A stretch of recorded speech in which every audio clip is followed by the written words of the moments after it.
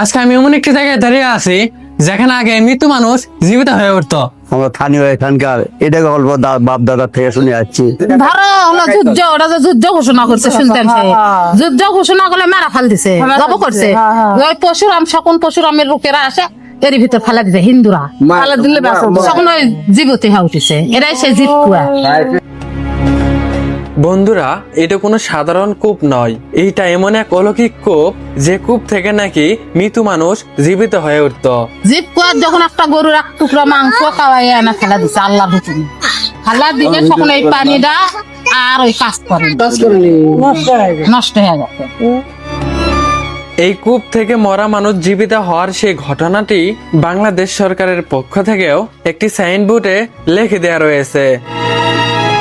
এখন প্রশ্ন হলো, কবে কারা কিভাবে এই কূপ থেকে মরা মানুষ জীবিত করত, আর এই কূপের ভিতরেই বা কি রহস্য লুকিয়ে রয়েছে? চলুন সে সব রহস্যগুলো জানার চেষ্টা করি। আজকে আমি দাঁড়িয়ে আছি বগুড়া মহাস্থানগড় জীবকুয়ার সামনে। আজকে এটার ফুল ইতিহাস আপনাদের তুলে ধরবো। বন্ধুরা, বগুড়া শহর থেকে মহাস্থানগড়ের সেই অলৌকিক কূপের দূরত্ব মাত্র 12 থেকে 13 কিলোমিটার।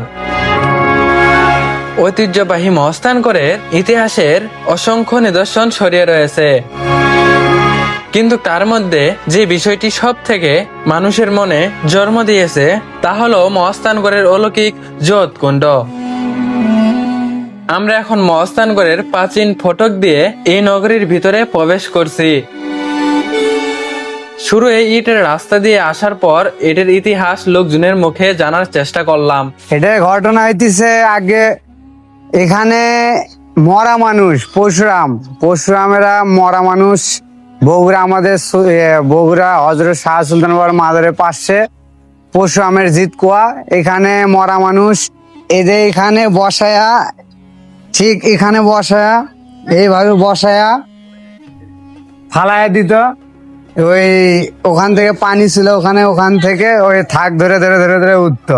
এই একটা কাক এক টুকরা মাংস নিয়ে যাওয়ার টাইমে মুখে করে এখানে ফালাইছে, ফালানোর পরে সে থেকে পানিটা মানে নষ্ট হয়ে গেছে, আর কার্যকারী নেই।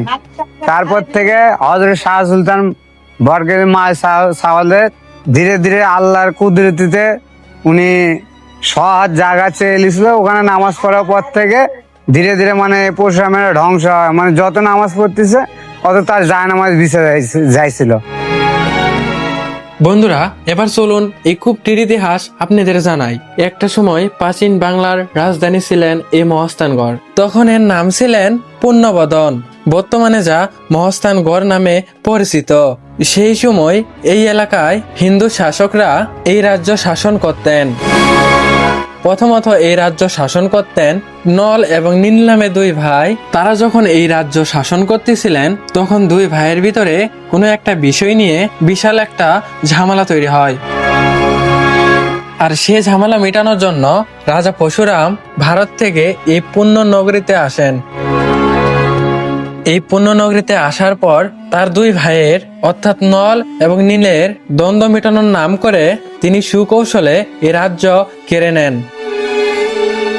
নেওয়ার পরে তিনি যখন এই রাজ্য পরিচালনা করতেছিলেন, হযরত শাহ সুলতান বলকি এই রাজ্যে আগমন করেন ইসলাম প্রচারের জন্য।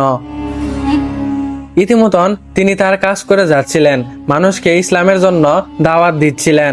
কিন্তু হঠাৎ করে এই খবর রাজা পরশুরামের কাছে চলে যায় যে হযরত শাহ সুলতান তিনি এই রাজ্যে ইসলাম প্রচার করছেন।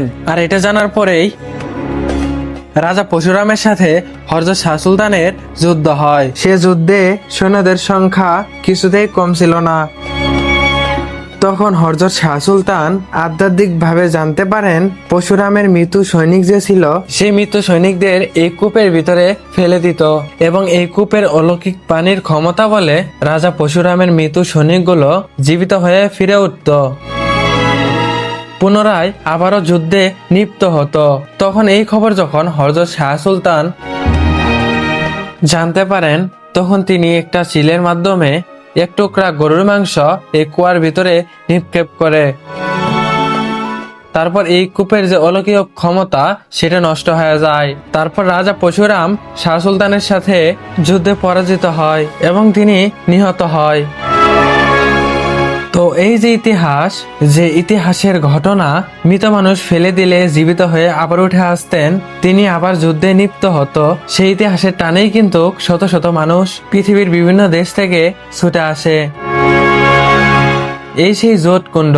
বন্ধুরা, এই যোধকুণ্ডর যে ইতিহাস, মৃত মানুষকে ফেলে দিলে জীবিত হয়ে আবারও উঠত, লোক মুখে শোনা ইতিহাস, এগুলোর ইতিহাসের কোনো দালিলিক প্রমাণ নেই। আমরা যারা ইসলাম ধর্মে বিশ্বাসী, আমরা অবশ্যই জানি জীবন মৃত্যুর মালিক মহান আল্লাহ তাআলা। এখানে যেগুলো ইতিহাস আছে সেগুলোই আপনাদের জানানোর চেষ্টা করেছি। সবাই ভালো থাকবেন। আল্লাহ হাফেজ।